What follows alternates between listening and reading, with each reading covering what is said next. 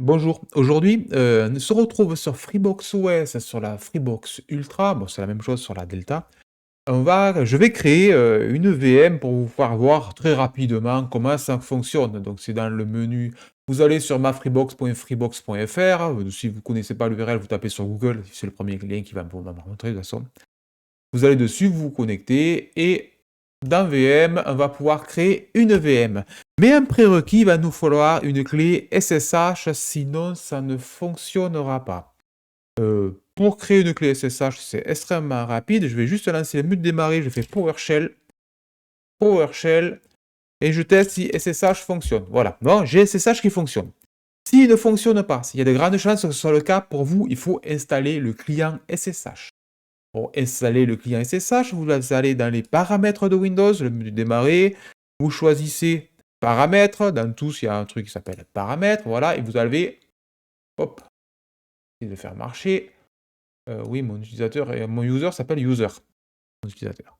Vous allez dans système, et tout en bas, il y a un truc qui s'appelle fonctionnalité facultative. Je précise que je suis sous Windows 11 24 H2, la toute dernière version.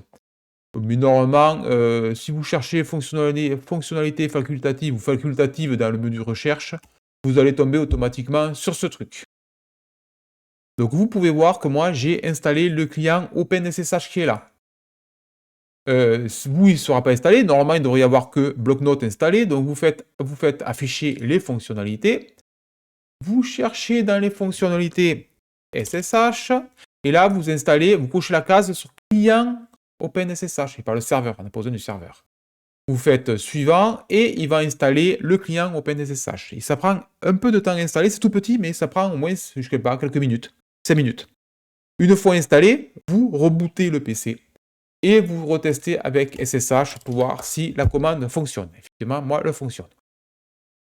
Il nous faut générer des clés SSH, des clés qui vont nous servir à nous connecter au serveur.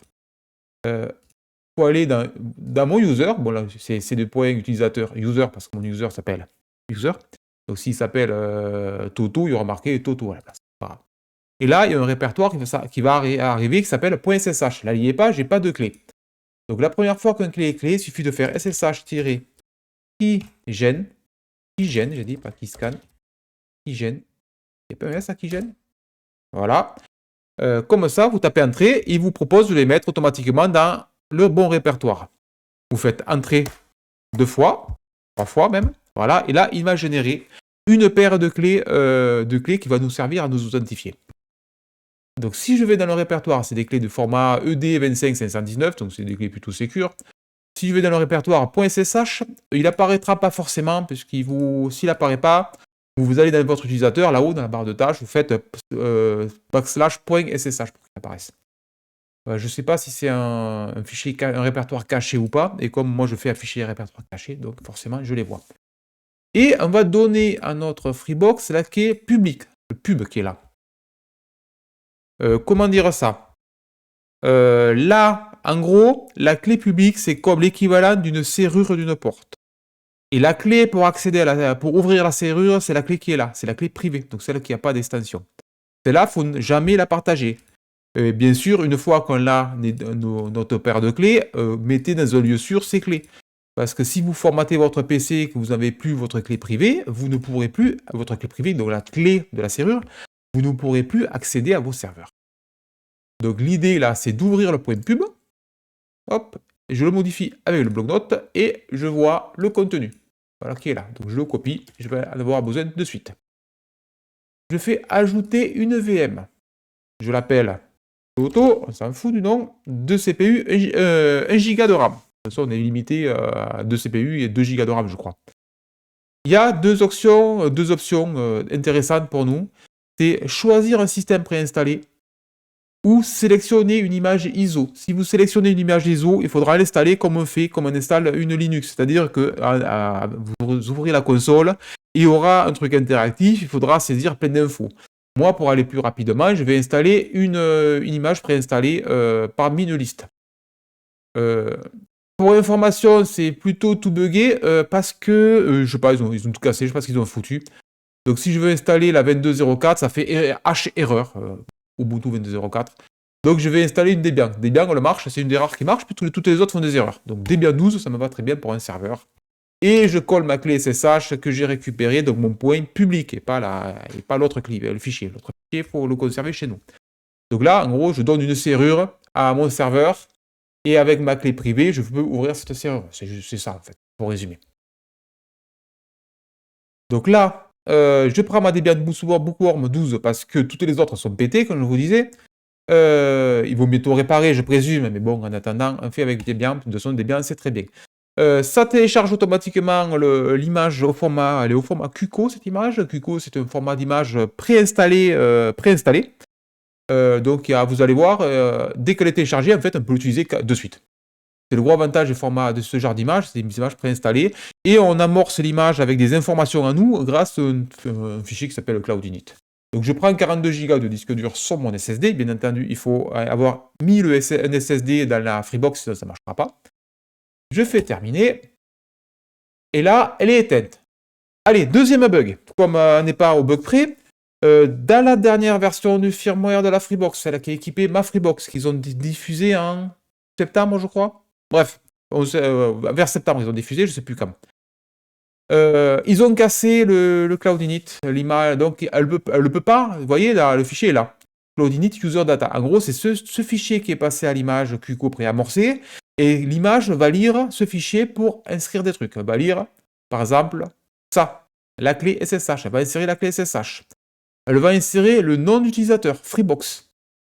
Et ce qui est pété, c'est le groupe. Voilà, hop, je vais tout en bas. Donc, en attendant qu'il répare, il faut enlever le groupe. Donc, j'enlève le groupe. Si je fais cette vidéo le 25 octobre 2024, si c'est plus tard, et c'est là, essayez sans enlever ça. Vous allez vite voir, de toute façon, si vous n'arrivez pas à vous connecter à votre clé SSH, c'est qu'il y a un problème. Mais je vais vous faire voir comment c'est qu'il n'y a pas de problème, parce qu'au démarrage de la console, on va voir notre clé SSH, notre clé publique passer. Donc voilà, là j'ai enlevé donc cette info, je fais tout en bas à droite, il y a un bouton appliquer. Là on ne le voit pas sur l'écran parce que c'est caché, mais tout en bas à droite, il y a appliquer. Donc il faut bien appliquer. Donc j'enlève mes deux lignes là. Et je fais allumer. C'est le plus gros effet en fait. Donc on va sur console, voilà. Normalement, si vous installez via une ISO, vous allez voir l'installeur qui va se lancer. Il va vous demander des partitions, des IP, plein de trucs. Alors que les images préamorcées, voilà, elles sont préamorcées, ça veut dire qu'elles sont déjà installées. Et c'est le gros avantage de ce genre d'image. Et là, normalement, si vous avez donc le groupe, comme tout à l'heure, que je vous ai fait enlever, il y aura un message d'erreur au bout en rouge, je crois, de mémoire. Et bien sûr, il ne met pas la clé SSH. Alors que là, vous allez voir, oh là, il y a ma clé SSH vient de passer. Vous voyez, elle en reconnaît, elle s'appelle Toto. Toto, donc là, il a généré mon truc. Et ça doit être celle-là, je présume. En tout cas, il n'y a pas d'erreur, vous voyez, il n'y a pas de truc en rouge. Qu'est-ce qu'il m'a généré? Bon, ça, il m'a généré les clés serveurs. Est-ce qu'on voit où il m'a injecté ma clé Cloudinit, qu'est-ce qu'il m'a fait? Là, c'est les clés. Je suis en train de calculer où on peut voir où j'ai ma clé. J'attends en haut, voilà, j'attendais que l'IP apparaisse avant d'y aller, voilà. Donc là, j'ai mon IP. Mon serveur s'appelle Toto peut-être. 192.168.1.223, il m'a généré une IP. Je vais sur un script PowerShell, celui-là de tout à l'heure, là, qui est toujours ouvert. Et je fais SSH Freebox. Vous vous rappelez que l'utilisateur c'est Freebox, on l'a vu dans le fichier Cloudinit. Je colle à mon IP. C'est bouton droit de la souris pour coller sous PowerShell.